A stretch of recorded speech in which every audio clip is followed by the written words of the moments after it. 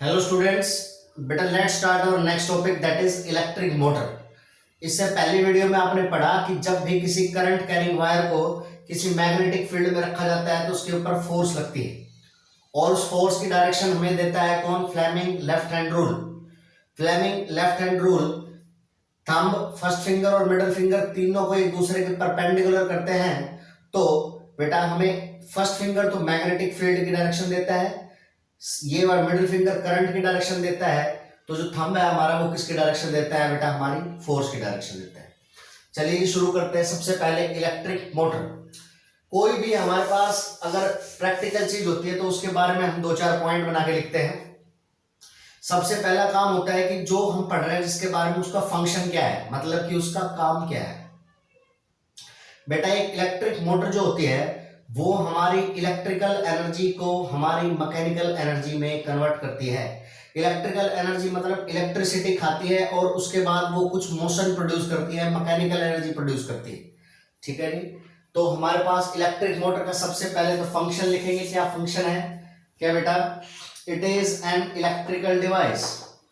It is an electrical device. It is an electrical device which changes या converts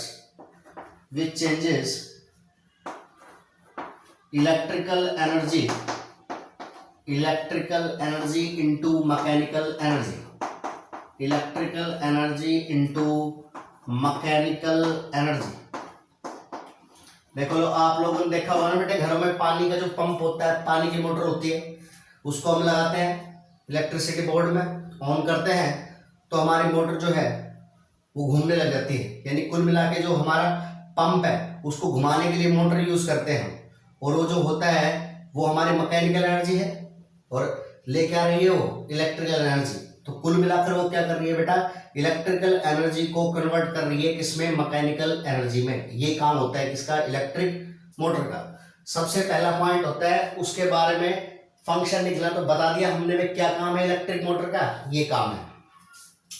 दूसरा जो होता है इंपॉर्टेंट पॉइंट वो होता है प्रिंसिपल, कि भाई जो आप ये इलेक्ट्रिक मोटर पढ़ रहे हो ये फिजिक्स के किस नियम पर, किस प्रिंसिपल पर काम करती है। तो देखो बेटा ये इस प्रिंसिपल पे काम करती है कि जब किसी भी मैग्नेटिक फील्ड के अंदर कोई करंट कैरिंग वायर को रखा जाता है तो उसके ऊपर क्या लगती है? फोर्स लगती है। किस प्रिंसिपल पर बेटा? When A current carrying wire when a current carrying wire is placed in a magnetic field, is placed in a magnetic field, force act on it, full stop। Electric motor जो है, जो हमने पिछला topic पढ़ा है उसी principal पे काम करती है। अगर कोई मैग्नेटिक फील्ड है ना, उसमें अगर आपने एक वायर रख दी और उस वायर में करंट है तो उस वायर के ऊपर क्या लगती है बेटा? फोर्स लगती है और उसकी डायरेक्शन हमें किससे पता चलती है? फ्लेमिंग लेफ्ट हैंड रूल से। ठीक है बेटा। तो दो पॉइंट, सबसे पहला पॉइंट क्या, इसका काम क्या है। सेकेंड पॉइंट ये किस प्रिंसिपल पे काम करता है, यानी फिजिक्स का क्या लॉ, क्या प्रिंसिपल लग गया है इसमें। दूसरा फंक्शन और प्रिंसिपल के बाद जो तीसरा पॉइंट आता है बेटा हमारा, वो आता है कंस्ट्रक्शन। कंस्ट्रक्शन यानी कि इसकी बनावट कैसी है, क्या क्या चीजें लगी हुई है इसमें। ठीक है जी। तो देखो बनावट में सबसे पहला पॉइंट तो जो है इसके अंदर, ये हमारे पास क्या है? नॉर्थ पोल है। ये क्या है? साउथ पोल है। ये हमारी दो परमानेंट मैग्नेटिक पोल्स हैं। जैसे हमारे पास चुंबक होती है वैसे ही हमारे पास ये क्या है? मैग्नेट है, परमानेंट मैग्नेट है, जिसका ये तो क्या है? साउथ पोल है और ये तो नॉर्थ पोल है, सॉरी। और ये कौन सा पोल है बेटा? साउथ पोल है।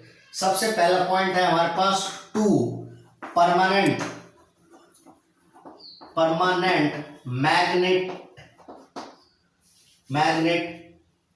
Magnetic poles. ठीक है, इसमें लिखेंगे by north south are the two permanent magnetic poles। Second और क्या है इसमें, इसमें एक कोयल रखी हुई है बेटा ABCD। ये हमारे पास क्या है, रेक्टेंगुलर कोयल है जो हमारे किसकी बनी होती है बेटे, कॉपर की बनी होती है। ठीक है, तो ये सेकंड जो है वो है हमारे पास क्या, रेक्टेंगुलर कोयल। रेक्टेंगुलर कोयल या इसको हम क्या बोलते हैं बेटे, इसको आर्मेचर भी बोलते हैं। क्या बोलते हैं इसको, आर्मेचर। ठीक है, सेकंड जो है वो हमारे पास क्या है, रेक्टेंगुलर कोयल। कौन सी है, ABCD is a rectangular coil which is placed between the two poles north and south. ये लिखना है आपने क्या, ABCD is the rectangular coil which is made of copper and placed between two magnetic poles। दोनों poles के बीच में रखी जाती है। थर्ड जो पॉइंट है बेटा यहां से, और देखो यहां से ये हो गया, ये हमारे पास क्या होगी, कॉपर की कोयल होगी, रेक्टेंगुलर कोयल। नीचे गए बेटा, ये यहां पर क्या है, कुछ इस तरह से, अगर मान लीजिए कोई सर्कल है, कोई चूड़ी टाइप है, या कोई जैसे ये हमारे पास क्या है, एक सर्कल की शेप में है कुछ। ठीक है, तो इसको ये कुछ इस तरह से अगर हम इसको बीच में से काट दें तो कुछ ऐसी दो रिंग्स बन जाती है। इनको ही हम बोलते हैं बेटा स्प्लिट। स्प्लिट कर दिया है दोनों को तो स्प्लिट रिंग्स, ये शेप होती है इसकी, स्प्लिट रिंग्स। तो जो उसके बाद S1 एंड S2 ये जो है हमारे पास वो है बेटा स्प्लिट रिंग्स। ठीक है, इसमें लिखेंगे S1 and S2 are the split rings which are at the ends of the rectangular coil ABCD। ठीक है, which are connected at the ends। जो ये A से एंड आ रहा है यहां पर S1 है, जो D से एंड आ रहा है यहां पर क्या है हमारी बेटा S2 है, इसके साथ कनेक्ट है। ठीक है जी, नंबर 4 पर आ रहा है बेटा हमारा कार्बन ब्रशेस। जो ये है B1 एंड B2, जो B1 और B2 है बेटा ये है हमारे कार्बन ब्रशेस। देखिए इनका काम क्या है, देखो जैसे ही हमारे पास ये मोटर चलेगी ना तो कोयल रोटेट करना स्टार्ट हो जाएगी। तो कोयल घूमेगी तो यहां से रेक्टेंगुलर कोयल है, ये जो स्प्लिट रिंग है ये हमारी S1 और S2, ये दोनों स्प्लिट रिंग, ये भी ऐसे घूमना स्टार्ट हो जाएगी।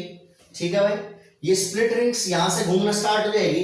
तो बेटा देखो जब ये B1 क्या है, ये B1 यहां पर है, ये स्प्लिट रिंग हमारी क्या है बेटा, ये हमारी स्प्लिट रिंग है S1 और इसके साथ ये स्लाइडिंग कॉन्टैक्ट बनाए रखता है कौन, B1। ये जब घूमता है ना तो ये बस इसके साथ टच बनाए रखने के लिए होता है हमारा।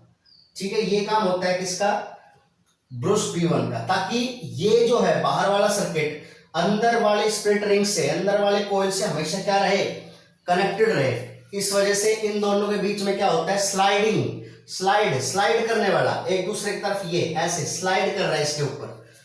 स्प्लिट रिंग के साथ ये ब्रश क्या करता है, स्लाइड करता रहता है और हमेशा इसका क्या बना रहता है, टच में।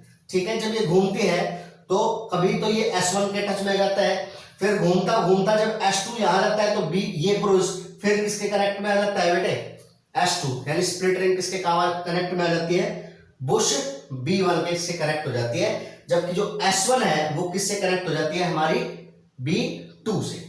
तो कुल मिलाकर ये है कि भाई एक्सटर्नल सर्किट का इस कोयल के साथ कनेक्शन बनाने के लिए ब्रश लगा दिया गया है, क्या, B1 and B2 carbon brushes हैं जो इन स्प्लिट रिंग्स के साथ कैसे कनेक्शन बनाते हैं बेटा, स्लाइडिंग कनेक्शन बनाते हैं। ये कहते हैं ना स्लाइड कर रहे हैं वो, ठीक है, स्लाइडिंग कॉन्टैक्ट होता है इसके बीच में। तो fourth point is carbon brushes B1 and B2 are carbon brushes which are connected to external circuit and having sliding contact with the slip rings S1 and S2। उसके बाद नंबर 5 पे क्या आता है बेटा हमारे पास, एक्सटर्नल सर्किट आता है, या उसको हम बोलते हैं क्या, बैटरी। क्या बोलते हैं उसको, बैटरी। ठीक है, तो ये हमारा क्या है, अगला सबसे बाहर वाला पॉइंट ये क्या है, हमारी बैटरी। तो कुल मिलाकर अगर एक मोटर जो होती है उसके जो मेन पार्ट्स होते हैं, वो मेन पार्ट्स यानी कि उनकी कंस्ट्रक्शन और बनावट होती है, वो ये होता है, दो परमानेंट मैग्नेटिक पोल है, ये मैग्नेट है हमारी, ये दोनों। ये मैग्नेट किस लिए सर, ये मैग्नेट इसलिए ताकि नॉर्थ पोल और साउथ पोल के बीच में यहां पर क्या हो, मैग्नेटिक फील्ड पैदा हो रहे। जैसे ही मैग्नेटिक फील्ड पैदा हो जाएगा, उसके बाद जैसे ही हम इस की को क्लोज करेंगे, की को क्लोज करते ही क्या हो जाएगा बेटा, यहां से करंट फ्लो करेगा। देखिए जो लास्ट पॉइंट होता है बेटा इसका, वो क्या होता है हमारा, लास्ट पॉइंट है हमारा वर्किंग। भाई काम कैसे करती है, देखो बेटा स्टार्टिंग में मान लिया S1 के साथ कनेक्टेड है क्या, बुश B1, और S2 के साथ कनेक्टेड है क्या, बुश B2। तो यहां से हमने जैसे ही की को K को क्लोज किया, तो बेटा पॉजिटिव टर्मिनल से करंट निकलता हुआ बुश B1 में आ गया, और B1 से कहां चला गया, S1 में। तो करंट कहां पर हो गया, A B C D, ऐसे हमारा करंट फ्लो करेगा। ठीक है, तो स्टार्टिंग में क्या, जब हम बिल्कुल स्टार्टिंग की बात कर रहे हैं, देखो एक पूरा चक्कर लगता है इसका, इस रेक्टेंगुलर कॉइल का। तो आधे रिवॉल्यूशन के दौरान क्या होता है बेटा हमारा, जब इसमें से करंट पास कर दिया जाता है, मान लिया करंट हमारा वायर में कहां है, कॉइल में A B C D, ऐसे हमारा क्या है, करंट है। ठीक है, उसके बाद जैसे ही बेटा करंट हुआ, नॉर्थ पोल से साउथ पोल हमारी क्या हो गई, मैग्नेटिक फील्ड हो गई। ठीक है, अब देखो किसी मैग्नेटिक फील्ड के अंदर क्या रखी हुई है, करंट कैरिंग वायर रखी हुई है। तो जो करंट कैरिंग वायर रखी हुई है, तो इनके ऊपर क्या लगेगी, फोर्स। किससे कैलकुलेट करेंगे, फ्लेमिंग लेफ्ट हैंड रूल से। बेटा मैग्नेटिक फील्ड कहां होता है, नॉर्थ से साउथ, तो नॉर्थ से साउथ। करंट कहां है, AB में करंट है बेटा कहां, ऊपर की तरफ, तो ऊपर की तरफ फोर्स कहां लगेगी, अंदर की तरफ, यानी कि इस वायर के ऊपर फोर्स कहां लगेगी, इनटू द बोर्ड। CD पर देखें तो ये मैग्नेटिक फील्ड, करंट कहां है CD में, नीचे की तरफ है, तो फोर्स कहां लगेगी, बाहर की तरफ, यानी AB पे फोर्स लगेगी अंदर की तरफ, और CD पे फोर्स लगेगी कहां, बाहर की तरफ। तो कुछ ऐसे होगा कि AB तो अंदर जाना स्टार्ट हो जाएगी, CD कहां स्टार्ट हो जाएगी, बाहर की तरफ। तो कुल मिलाकर क्या होगा, ये कोइल क्या स्टार्ट करना कर देगी बेटा, रोटेट होना स्टार्ट कर देगी। जैसे ही रोटेट होना स्टार्ट कर देगी, ये स्लिप रिंग भी यहां से रोटेट होने लग जाएगी बेटा। स्लिप रिंग रोटेट हो जाएगी तो क्या होगा, कुछ टाइम बाद कि स्लिप रिंग S1 जो है वो बुश B1 से अपना कांटेक्ट खत्म कर लेगी, और S2 B2 से टच नहीं रहेगी, मतलब हट जाएगी ना। और उसके बाद घूमते घूमते क्या हो जाएगा कि S1 जो है वो किससे कनेक्ट हो जाएगा, बुश B2 से, और S2 जो है वो कौन से ब्रुश से कनेक्ट हो जाएगा, ब्रुश B1 से। ठीक है, आधी साइकिल के बाद ये होगा। ये काम होता है इसका, किसका, स्प्लिट रिंग का। स्प्लिट रिंग का काम होता है ताकि रेक्टेंगुलर कॉइल में करंट की डायरेक्शन को उल्टा कर सके। देखो हुआ क्या, आधे चक्कर के बाद S2 तो कनेक्ट हो गया किससे, इससे, और S1 कनेक्ट हो गया किससे, इससे। यानी कि हमारा जो S2 वाला हिस्सा था, D यहां पर, C यहां पर, B यहां पर और A यहां पर। देखिए जब B1 के साथ S1 कनेक्ट था तो करंट कहां था, A B C D।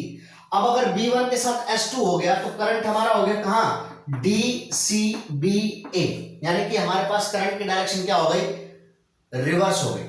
Split ring का काम यही है। स्प्लिट रिंग का काम है रेक्टेंगुलर कॉइल के अंदर करंट की डायरेक्शन को रिवर्स करना, और इसीलिए यहां पर स्प्लिट रिंग है वो जो हमारे पास काम करती है वो करती है कम्यूटेटर का। ये क्या होता है सर, ये एक ऐसा डिवाइस होता है कम्यूटेटर जिसका काम होता है किसी करंट कैरिंग कॉइल के अंदर करंट की डायरेक्शन को रिवर्स करना। यहां पर ये काम कौन कर रहा है, स्प्लिट रिंग कर रही है। इसका मतलब स्प्लिट रिंग किसका काम करेगी, यहां पर बेटा एक कम्यूटेटर की काम करेगी। उसके बाद जैसे ही ये काम हुआ तो देखो बेटा फर्स्ट हाफ साइकिल में AB अंदर की तरफ जा रहा था और CD कहां जा रहा था, बाहर की तरफ। ठीक आधे चक्कर के बाद क्या होगा कि इन दोनों का कनेक्शन जो है वो बुश के साथ क्या हो जाएगा, खत्म हो जाएगा, और उसके बाद B1 के साथ तो हो जाएगा S2 कनेक्ट, और B2 के साथ कौन कनेक्ट हो जाएगा, S1। तो कॉइल के अंदर करंट की डायरेक्शन रिवर्स हो गई। अब हमारे पास करंट फ्लो होने लगा कहां, DCBA। तो अब अगर हम फ्लेमिंग लेफ्ट हैंड रूल के हिसाब से देखें तो CD जो यहां पर था और बाहर की तरफ आ रहा था, अब उस पर फोर्स कहां लग रही है, अंदर की तरफ, और AB पे फोर्स कहां लग रही है बेटा, बाहर की तरफ। यानी कि आधे चक्कर में AB अंदर की तरफ जा रहा है और CD बाहर की तरफ आ रहा है। अगले चक्कर में CD अंदर की तरफ जा रहा है, AB कहां आ रहा है, बाहर की तरफ। यानी कुल मिलाकर क्या हो गई, कंप्लीट साइकिल हो गई और ये हमारी कोयल क्या होती है, रोटेट होना स्टार्ट हो जाती है। तो हुआ क्या, बैटरी की इलेक्ट्रिकल एनर्जी इसने कंज्यूम की और इस कोयल को इसने क्या करा दिया बेटे, रोटेट करा दिया। ठीक है, लिखेंगे कैसे बेटा इसमें, during first half cycle, during first half cycle, पहली हाफ साइकिल के दौरान, ड्यूरिंग फर्स्ट हाफ रोटेशन लिख सकते हैं, half rotation of coil ABCD, push B1 is connected to split ring S1, यानी कि B1 is connected to S1 and B2 is connected to S2। ठीक है बेटा, when key K is closed, जब की को हमने बंद कर दिया, then current in the coil is along ABCD। तो किधर था हमारा करंट, ABCD में था। यहां पर ये स्प्लिट रिंग हमारी S1, ये स्प्लिट रिंग हमारी S2, ये हमारा A B C और D। कहां हो गया हमारा बेटा, along ABCD। According to Fleming left hand rule, according to Fleming left hand rule, force on AB is क्या, किधर फोर्स लगेगी, अंदर की तरफ, और CD पे कहां लगेगी, बाहर की तरफ। Force on AP is towards inward and on CD is towards outward and the coil rotates। किधर रोटेट होगी भाई, ये ऐसे है, ये हमारे पास CD है, नीचे से देखेंगे हम, ये CD है, AB अंदर की तरफ और ये बाहर की तरफ, तो कुल मिलाकर देखो ऐसे रोटेट होगी हमारी, कैसे, ऐसे। ये AB है, ये हमारे अंदर की तरफ जा रही है, तो अंदर की तरफ जा रही है, तो ये कुल मिलाकर इस तरह का रोटेशन, और ये हमारा कैसा हो गया बेटे, एंटी क्लॉकवाइज डायरेक्शन में, रोटेट्स इन एंटी क्लॉकवाइज डायरेक्शन, इन एंटी क्लॉकवाइज डायरेक्शन। ठीक है, उसके बाद ड्यूरिंग नेक्स्ट हाफ साइकिल, अगली हाफ साइकिल के दौरान, ड्यूरिंग नेक्स्ट हाफ साइकिल, अगली हाफ साइकिल के दौरान क्या होगा, ड्यूरिंग नेक्स्ट हाफ साइकिल क्या हो जाएगा हमारा, rotation of coil ABCD, B1 is connected to S2 and B2 is connected to S1। when key K is closed then the current in the coil is along DCBA। According to Fleming left hand rule, the force on AB, अब जो पहले कहां पर था, inward था, will be कहां, outward, and force in towards will be कहां, inward. ठीक है भाई, अब देखो दोबारा से, ये यहां पर पहुंच चुका है हमारा CD, उसके बाद CD पे अंदर की तरफ और इस पे बाहर की तरफ, again the coil rotates in anti clockwise direction, और लास्ट में hence the electric motor converts electrical energy into mechanical energy। ठीक है नी, ये इस तरह से काम होता है हमारा। एक और पॉइंट बताया मैंने, कोम्यूटेटर क्या, स्प्लिट रिंग का क्या काम है, यहाँ पर हर आधे रिवोल्यूशन के बाद, हर कोयल के हर आधे चक्कर के बाद क्या कर रहा है, ये कोयल के अंदर करंट के डायरेक्शन को रिवर्स कर रहा है, इसलिए इसको हम बोलेंगे क्या बेटा, कोम्यूटेटर बोलेंगे। ठीक है जी, अगर कोई डाउट आता है तो आप मुझसे पूछ सकते हो। ठीक है जी, थैंक यू।